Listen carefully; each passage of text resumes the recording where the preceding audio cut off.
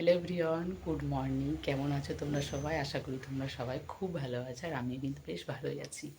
তো এখন বাজে ওই সকাল 9টা মতো, 9টা বাজেনি, 8টা 40 বাজে। তো এখন থেকে তোমাদেরকে সাথে নিয়ে ব্লগটা শুরু করছি। আশা রাখছি আজকের ব্লগটাও তোমাদের খুব ভালো লাগবে।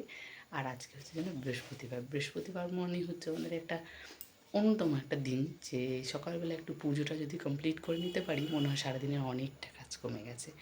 আর বৃহস্পতিবার মানে হচ্ছে একটা হচ্ছে পুজো দেওয়ার একটা তাড়াহুড়ো, যে সকাল সকাল আপনাকে পুজোটা দিতে হবে। তো সেটাই আমারও ছিল। তো সকালবেলা উঠে স্নান করে মাম্মামকে খাইয়ে, যেহেতু মাম্মামের আজকে স্কুল ছিল, আন্টি বলেছিল যে তাড়াতাড়ি স্কুলে যেতে হবে, কিন্তু আর আজকে ওর স্কুলটা হয়নি। ওকে ম্যাগি করে সকালবেলা খাইয়ে দিয়েছি। তারপর আমি স্নান করে পুজো দিলাম। এখন পুজো দেওয়া কমপ্লিট হলো। এখন যদি, কারণ দুজনেরই না শরীরটা খুবই খারাপ, ওরও খারাপ আমারও খারাপ, তার সাথে মাম্মামেরও। তো মাম্মামের ঠান্ডা লেগে গেছে। তো যাই হোক, মাম্মামেরটা ওষুধ তো চলছে, আর আমিও কালকে ডক্টর দেখিয়ে ওষুধ এনেছি হসপিটাল থেকে। তো এমনি খেয়েছি কিন্তু কমেনি, তাই কালকে গিয়েছিলাম হসপিটালে, হসপিটাল থেকে দেখিয়ে নিয়ে এসেছি। তো আপাতত ওষুধটা খেয়ে এখন একটু কম আছে। তো চলো এখন কাজবাজগুলো শুরু করি। এই যে 9টা বাজে, এখন বিছানাটা এখনও পড়ে আছে। মামামি একটু বায়না হয়েছিল সকালবেলা যাবে ঘুরতে, তোর বাবা ওকে একটু ঘুরতে নিয়ে গেল। আর আমি চলো এই ফাঁকে কাজগুলো শেষ করে নিই।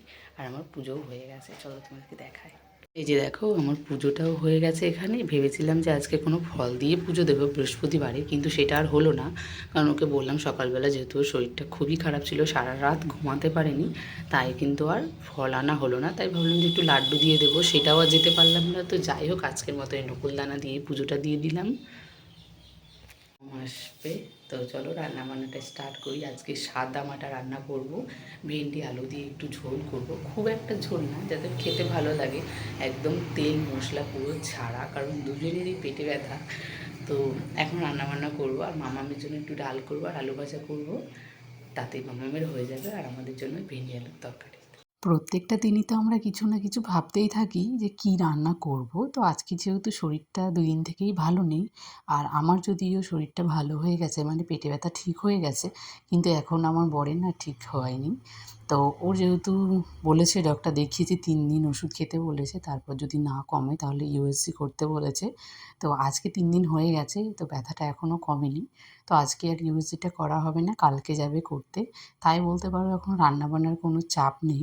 যেই মানুষরা খেতে ভালোবাসে সেই মানুষই এখন বলে যে ওই ডাল আলু সেদ্ধ একটা ভাত করে নাও, কিছু একটা করলেই হলো। তাই মামাম তো আর শুকনো খাবার খেতে পারবে না, যেহেতু আমরা খেয়ে নিতে পারবো ভেন্ডি আলুর তরকারি দিয়ে। আমিও পেরে নেবো, এখন আমার ভেন্ডি আলুটা ভালোই লাগে।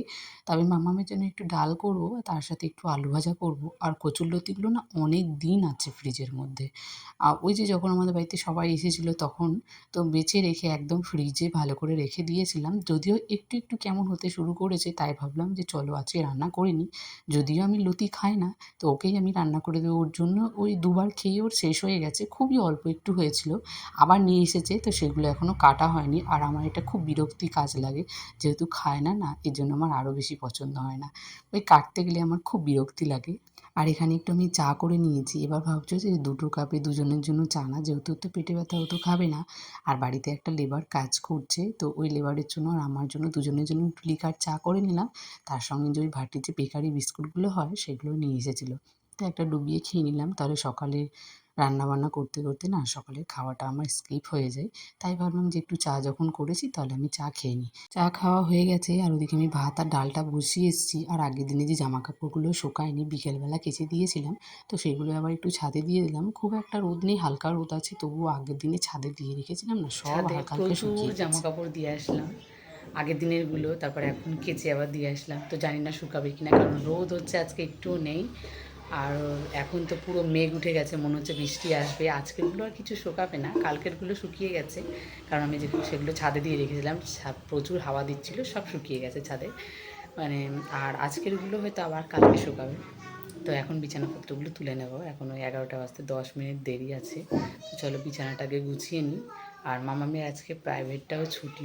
আজকে যেহেতু মামামের প্রাইভেটটা ছুটি, তাই একটু সকাল সকাল আমি কাজগুলো করে নিচ্ছি, কারণ ওকে একটু আমার সময় দিতে হবে, যেহেতু ওর স্কুল প্রাইভেট, এই দুটো করতে করতে কিন্তু সময়টা কেটে যায়। আর ও শুক্রবারে আর রবিবারেটা ছুটি থাকে, তো আমি ভাবি সেই দুটো দিন একটু তাড়াতাড়ি কাজগুলো করে নেব, তাহলে একটু মামামকে আমি সময় দিতে পারবো, আর ওরও ভালো লাগবে আর আমারও একসাথে সময় কাটানো হবে। তোমাদের কাছে আমি একটা ছোট্ট জিনিস চাইছি না, একটু রিকোয়েস্ট বলতে পারো, যে সবাই একটা করে সুন্দর সুন্দর কমেন্ট করো, লাইক করো, তবেই না আমার ভিডিও করতে ভালো লাগবে। আর তোমরা যে সুন্দর সুন্দর কমেন্টগুলো করবে সেগুলো আমি পড়তে পারবো, আর তোমাদের সঙ্গে মনে হয় আমি কথাও বলতে পারবো। তো সবাই একটা করে লাইক করে দিও। আর আমার এখন পর্যন্ত যে বন্ধুগুলো সাবস্ক্রাইব করেছো তাদেরকে অসংখ্য ধন্যবাদ, আর যারা আমার ভিডিওগুলো দেখো তাদেরকে অসংখ্য ধন্যবাদ।